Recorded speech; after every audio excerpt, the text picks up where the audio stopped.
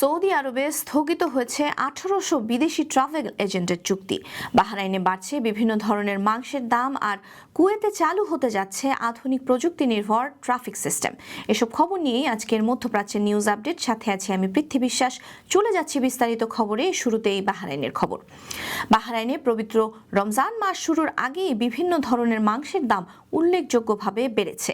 রমজানকে কেন্দ্র করে ঘরোয়া ইফতার আয়োজন ও পরিবার পরিজনদের একত্র হওয়া সব মিলিয়ে দেশটিতে একটি উৎসবমুখর পরিবেশ তৈরি হয়। এ সময়ে গরু ও খাসির মাংসের চাহিদা স্বাভাবিকভাবেই অনেক বেড়ে যায়। বাহরাইনের স্থানীয় মাংস বিক্রেতারা দ্য নিউজ অব বাহরাইনকে জানিয়েছেন, রজব মাস থেকেই মাংসের দাম বাড়তে শুরু করেছে।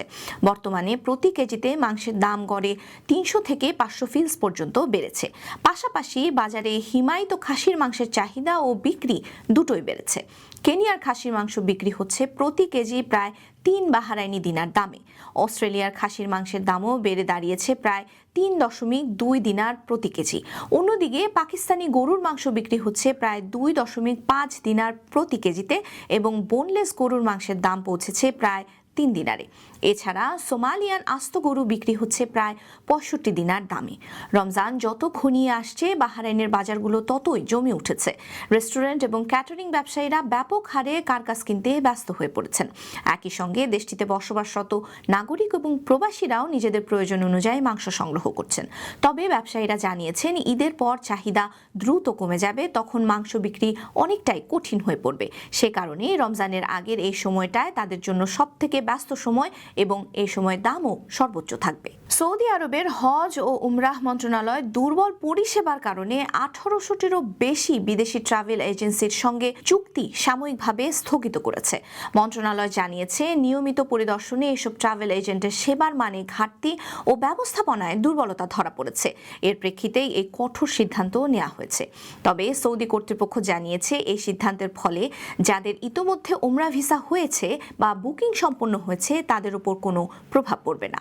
স্থগিত হওয়া ট্রাভেল এজেন্সিগুলোকে 10 দিনের গ্রেস পিরিয়ড দেওয়া হয়েছে, যাতে তারা নিজেদের ত্রুটি সংশোধন করে সেবার মান উন্নত করতে পারে।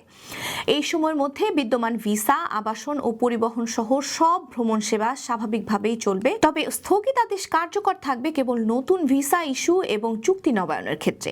যেসব সংস্থা নির্ধারিত 10 দিনের মধ্যে সমস্যাগুলো সমাধান করতে পারবে, তারা পুনরায় তাদের চুক্তি সক্রিয় করে নতুন ভিসা প্রদান শুরু করতে পারে। কুয়েতে চালু হতে যাচ্ছে কৃত্রিম বুদ্ধিমত্তা ভিত্তিক আধুনিক ইলেকট্রনিক ট্রাফিক মনিটরিং সিস্টেম।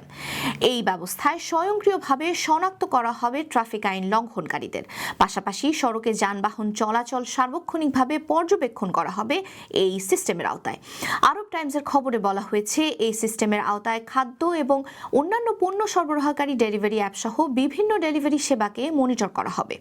পর্যায়ক্রমে ট্যাক্সি, রাইড শেয়ারিং সার্ভিস, গাড়ি ভাড়া এবং পাবলিক ট্রান্সপোর্ট সহ বিভিন্ন যানবাহনকেও এই নজরদারির আওতায় নিয়ে আসা হবে। কুয়েতের জেনারেল ট্রাফিক ডিপার্টমেন্টের সহকারী মহাপরিচালক ব্রিগেডিয়ার জেনারেল খালেদ আল আদওয়ানি জানিয়েছেন, এই উদ্যোগের মূল লক্ষ্য হল সড়কে শৃঙ্খলা ফিরিয়ে আনা এবং ট্রাফিক আইন কার্যকরে আরও তৎপর ভূমিকা রাখা। তিনি বলেন, আধুনিক প্রযুক্তির পাশাপাশি ড্রাইভারদের সচেতনতা ও সংশ্লিষ্ট প্রতিষ্ঠানের দায়বদ্ধতা নিশ্চিত করা গেলে সড়কে স্থায়ী শৃঙ্খলা প্রতিষ্ঠা করা সম্ভব।